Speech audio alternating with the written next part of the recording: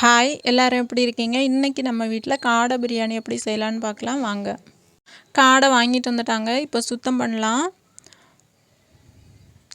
இப்படி தான் இருக்குது. இதில் வந்து கீழே இந்த காலில் கருப்பாக தெரியுது பாருங்கள், அது முடி. அடுத்து உள்ள குடல் ரத்தம் அப்படி இருக்கும். அந்த மேலே வந்து கொழுப்பு போல் இருக்குது. இதெல்லாம் எடுத்து நல்லா சுத்தம் பண்ணணும். நான் எல்லாத்தையுமே எடுத்து நல்லா சுத்தம் பண்ணிவிட்டு 2ஆக கட் பண்ணி மஞ்சள் பொடியும் உப்பும் போட்டு சுத்தம் பண்ணி எடுத்து வச்சுருக்கேன். இன்றைக்கி வந்து நம்ம வீட்டு அரிசியில் தான் செய்கிறோம். சின்ன அரிசி, அதில் வந்து 2 டம்ளர் அரிசி எடுத்துருக்கோம். எடுத்துட்டு நல்லா தண்ணி ஊற்றி கழுவி ஊற வச்சிடலாம்.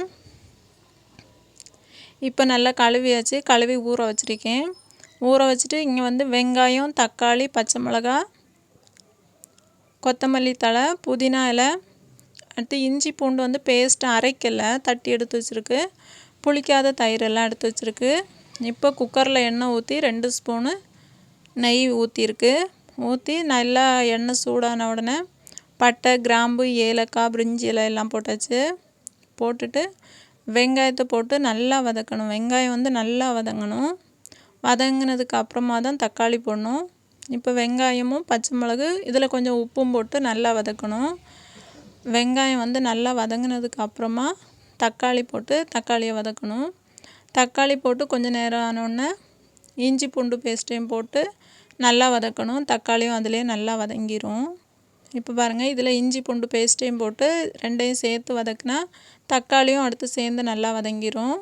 வதங்கினதுக்கு அப்புறமா வந்து மல்லித்தழை, மல்லி இலையும் புதினா இலையும் இதிலே போட்டு நல்லா வதக்கணும். வதக்கிட்டு மசாலா போடணும். இப்போ தக்காளி நல்லா வதங்கிட்டு மல்லி இலை, புதினா போடலாம். போட்டு அதையும் நல்லா வதக்கிட்டு இதில் வந்து மசாலா வந்து மஞ்சள் பொடி, சிக்கன் பொடி, அடுத்து கொஞ்சம் கரம் மசாலா போட்டு அதையும் நல்லா வதக்கணும். நாங்கள் வந்து காரம் கம்மியாக செய்வோம். பாப்பா வந்து ரொம்ப காரம் சாப்பிட மாட்டா. நீங்கள் வந்து காரம் அதிகமாக செய்யணுன்னா கொஞ்சம் கூட பொடி போட்டுடுங்க, சிக்கன் பொடி போட்டு இதையும் வந்து இதில் நல்லா வதக்கணும். வதக்கிட்டு வதங்கினதுக்கப்புறமா தயிர் வந்து புளிக்காத தயிர் ஊற்றணும்.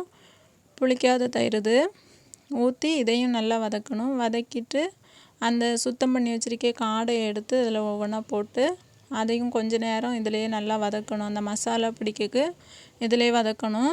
கொஞ்ச நேரம் வச்சு நல்லா வதங்கின அப்புறமா தண்ணி வந்து நம்ம அரிசி வந்து இந்த அரிசி சீக்கிரம் குழையாது. அதனால் வந்து 2 டம்ளர் அரிசிக்கு 6 டம்ளர் தண்ணி ஊற்றிருக்கு. ஊற்றி 2 விசில் தான் வச்சுருந்து. இப்போ வந்து தண்ணி வந்து ஊற்றி கொஞ்சம் கொதிக்க விடணும். லேசாக கொதி வந்தோடனே அரிசியை கழுவி போடணும். போட்டு திரும்பவும் கொதிக்க விடணும். கொதி வந்த உடனே குக்கரை வந்து மேலே 1 ஸ்பூனு நெய் ஊற்றி அப்படியே மூடி வச்சிடணும். மூடி 2 விசில் விட்டு ஆஃப் பண்ணிடணும். அடுத்து வந்து விசில் போனோன்னே ஓப்பன் பண்ணி அதில் வந்து எலுமிச்சை பழத்தை லேசாக புழிஞ்சு விடணும். அவ்வளவுதான். அடுத்து நம்ம மிக்ஸ் பண்ணி எடுத்து சாப்பிட்டா ரொம்ப டேஸ்ட்டாக இருக்கும். ட்ரை பண்ணி பாருங்கள்.